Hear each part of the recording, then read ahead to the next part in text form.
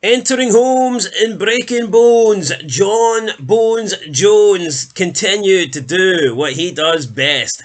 Main event, UFC events, and continue to pick up the wins. Welcome back, guys, to Fog Wrestling. John Jones has defeated Stipe in the main event of UFC 309.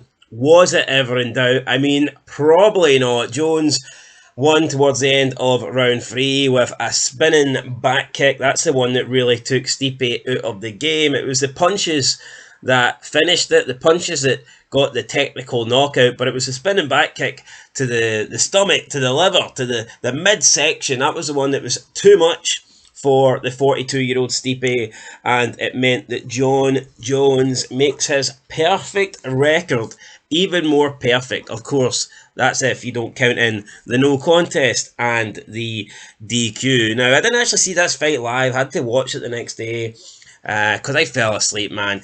The Jake Paul, Mike, when you're getting old, Jake Paul, Mike Tyson, you sit up to like 5, 6 a.m. in the UK watching that. Then you go and you work a full day's work on like 2 hours sleep. Then you get in, and it was my birthday, and I wanted to sit up and watch UFC 309. Passed out about 10 o'clock. Woke up and it was like 7 a.m. in the morning and I'd missed it. I was like, you absolute bummer.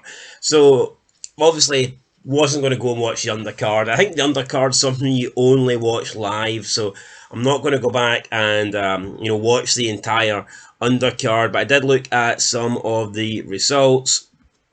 Oliveira beating Chandler by unanimous decision, 49-45 and 49-46 on two of the judges' scorecards. After the defeat, Chandler called out Conor McGregor, which I thought was interesting because I don't think that fight's going to happen. I don't think we'll ever see Conor McGregor fight in UFC again. Conor McGregor, I think at this stage of his career, is just a lost cause. And even if McGregor does get in the ring, I don't think he's going to be anywhere near the high level that he used to be. I think if Conor McGregor fought Chandler, I think it'd be a pretty easy fight for Chandler. So, yeah, I'm just not convinced. In terms of the undercard, what happened on the undercard? Anything interesting? I'm pretty sure Mickey Gall was on this and he was. Mickey Gall was on the undercard and he lost. So shout out to Mickey Gall, the man that stole CM Punk's perfect record away from him, the man that put the first L on CM, the only L, the only ever man to defeat CM Punk, Mickey Gall. He lost last night to Ramis Barama, so shout out to him.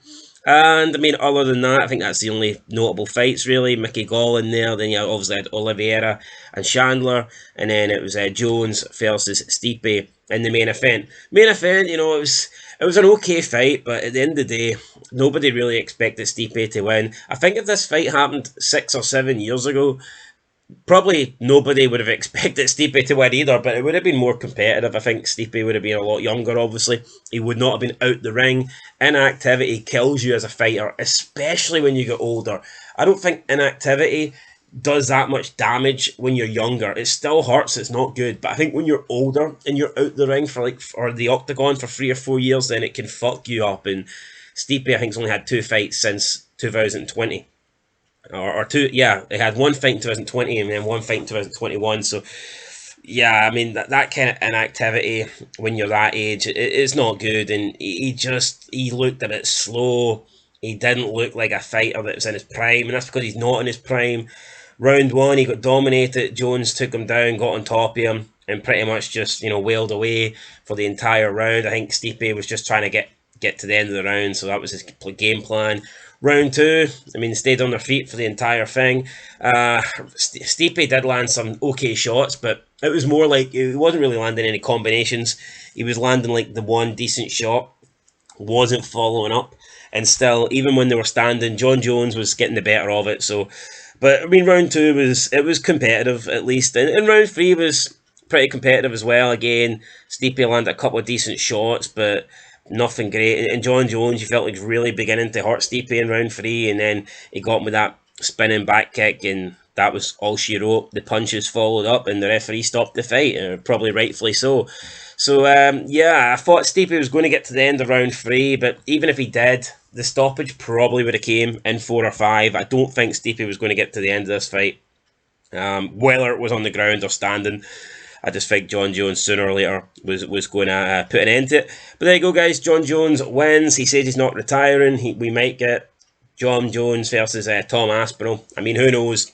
Who knows? But that's it for UFC 309. Hopefully UFC 310 I can stay awake and not fall asleep. That's going to be the game plan, guys. So yeah, maybe, I don't know, stop drinking more Red Bulls or quit the 9 to 5 day job, do one of those things. But aye, John Jones has defeated Stipe in the main event, and he continues to break bones of his opponent. I don't know if Stipe's got any broken bones, but it sounds good to say, so fuck it, I'm going to say it. That's it, guys. Till next time, peace.